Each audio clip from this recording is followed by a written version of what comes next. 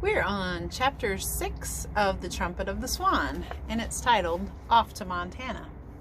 At the end of the summer, the cob gathered his family around him and made an announcement. "Children," he began, "I have some news for you. Summer is drawing to a close. Leaves are turning red, pink, and pale yellow. Soon the leaves will fall. The time has come for us to leave this pond. The time has come for us to go." "Go?" cried all the cygnets except Lewis. "Certainly," replied their father. "You children are old enough to learn the facts of life, and the principal facts of our life right now is this: we can't stay in this marvelous location much longer." "Why not?" cried all the cygnets except Lewis. Here's Dad talking to him. "Because summer is over," said the cob, "and it is the way of swans to leave their nesting site at summer's end and travel south to a milder place where the food supply is good. I know that you are all fond of this pretty pond, this marvelous marsh, these reedy shores and restful retreats. You have found life pleasant and amusing here. You have learned to dive and swim underwater. You have enjoyed our daily recreational trips when we formed in line, myself in front, swimming gracefully like a locomotive, and your charming mother bringing up the rear like a caboose. Day long you have listened and learned. You have avoided the odious otter and the cruel coyote. You have listened to the little owl that says, "Coo, coo, coo." You have heard the partridge say, "Quit, quit." At night, you have dropped off to sleep to the sound of frogs, the voices of the night. But these pleasures and pastimes, these adventures, these games and frolics, these beloved sights and sounds must come to an end. All things come to an end. It is time for us to go. "Where will we go?" cried all the cygnets except Lewis. "Where will we go? Coho, coho." "Where will we go? Coho, coho." "We will fly south to Montana," replied the cob. "What is Montana?" asked all the cygnets except Lewis. "What is Montana, banana, banana? What is Montana, banana, banana?" "Montana," said their father, "is a state of the Union, and there in a lovely valley surrounded by high mountains are the Red Rock Lakes, which nature has designed especially for swans. In these lakes you will enjoy warm water arising from hidden springs. Here ice never forms, no matter how cold the nights.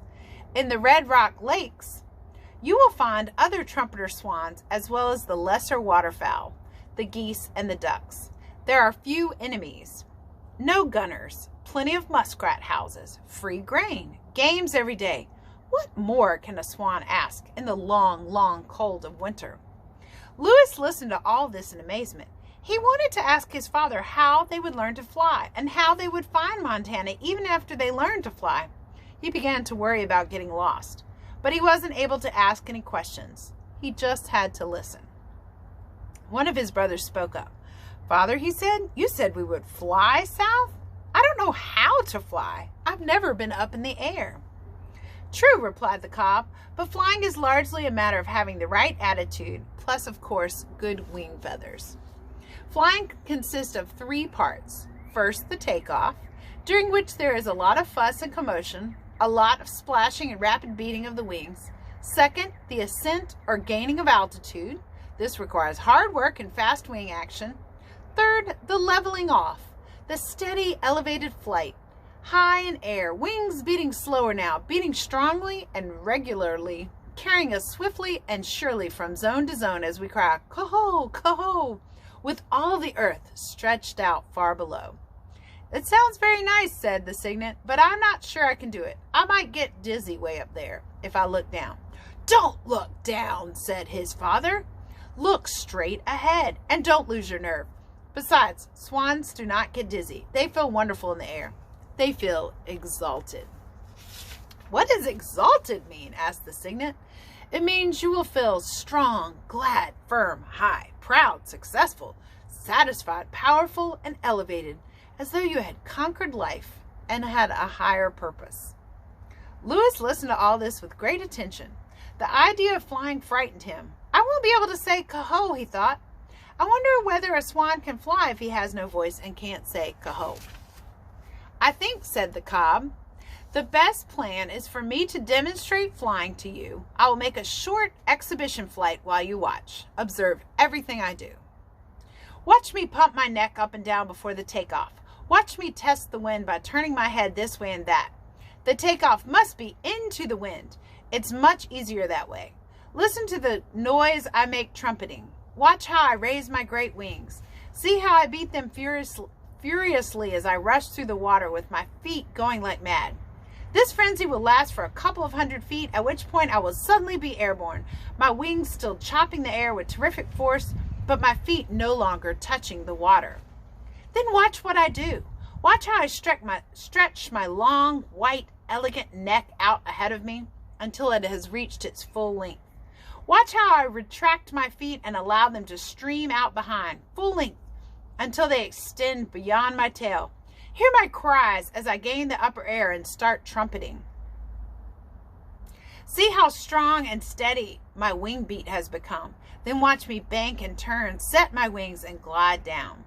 And just as I reach the pond again, watch how I shoot my feet out in front of me and use them for the splashdown, as though they were a pair of water skis. Having watched all this, then you can join me and your mother too, and we will all make a practice flight together until you get the hang of it. Then tomorrow we will do it again, and instead of returning to the pond, we will head south to Montana.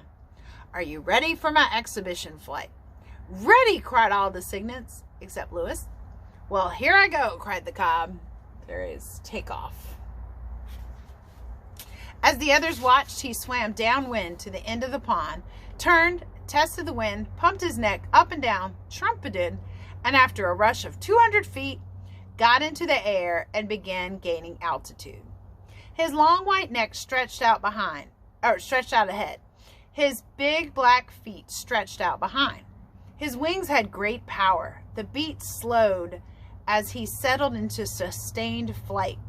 All eyes watched. Lewis was more excited than he had ever been. I wonder if I can really do it, he thought. Suppose I fail. Then the others will fly away, and I will be left here all alone on this deserted pond, with winter approaching, with no father, no mother, no sisters, no brother, and no food to eat when the pond freezes over. I will die of starvation. I'm scared. In a few minutes, the cob glided down out of the sky and skidded to a stop on the pond. They all cheered, "Caho, caho, beep, beep, beep, beep," all but Lewis. He had to express his approval simply by beating his wings and splashing water in his father's face. "All right," said the cob. "You've seen how it's done. Follow me and we'll give it a try. Extend yourselves to the utmost. Do everything in the proper order. Never forget for a minute that you are swans and therefore excellent flyers. And I'm sure all will be well." There they are. They all swam downwind to the end of the pond. They pumped their necks up and down. Lewis pumped his harder than any of the others. They tested the wind by turning their heads this way and that. Suddenly, the cob signaled for the start. There was a tremendous commotion, wings beating, feet racing, water churned to a froth. And presently, wonder of wonders, there were 7 swans in the air. 2 pure white ones, 5 dirty gray ones. The takeoff was accomplished, and they started gaining altitude. Lewis was the first of the young cygnets to become airborne, ahead of all his brothers and sisters. The minute his feet lifted clear of the water, he knew he could fly. It was a tremendous relief, as well as a splendid sensation. "Boy," he said to himself, "I never knew flying could be such fun. This is great. This is sensational. This is superb. I feel exalted, and I'm not dizzy. I'll be able to get to Montana with the rest of the family. I may be defective, but at least I can fly." The 7 great birds stayed aloft about half an hour, then returned to the pond. The cob still in the lead. They all had a drink to celebrate the successful flight. Next day, they were up early. It was a beautiful fall morning, with mist rising from the pond and the trees shining in all colors. Toward the end of the afternoon, as the sun sank low in the sky, the swans took off from the pond and began their journey to Montana. "This way," cried the cob. He swung to his left and straightened out on a southerly course. The others followed, trumpeting as they went. As they passed over the camp where Sam Beaver was, Sam heard them and ran out. He stood watching as they grew smaller and smaller in the distance and finally disappeared. "What was it?" asked his father when Sam returned indoors. "Swans," replied Sam. "They're headed south." "We'd better do the same," said Mr. Beaver. "I think Shorty will be here tomorrow to take us out." Mr. Beaver lay down on his bunk. "What kind of swans were they?" he asked. Trumpeters, said Sam. Dun, dun, dun. Wait for this. That's funny, said Mr. Beaver. I thought trumpeter swans had quit migrating. I thought they spent the whole year on Red Rock Lakes, where they are protected. Most of them do, replied Sam, but not all of them. It was bedtime. Sam got out his diary. This is what he wrote. I heard the swans tonight. They are headed south. It must be wonderful to fly at night. I wonder whether I'll ever see one of them again. How does a bird know how to get from where he is to where he wants to be? Hey, my question is, doesn't Sam live in Montana? I thought he lived on a ranch in Montana. What do you bet the chances of him going to Red Rock Lakes to see the swans? Do you think I'm right? Do you think I'm wrong? Guess we'll have to keep reading to find out. Thanks for reading with me.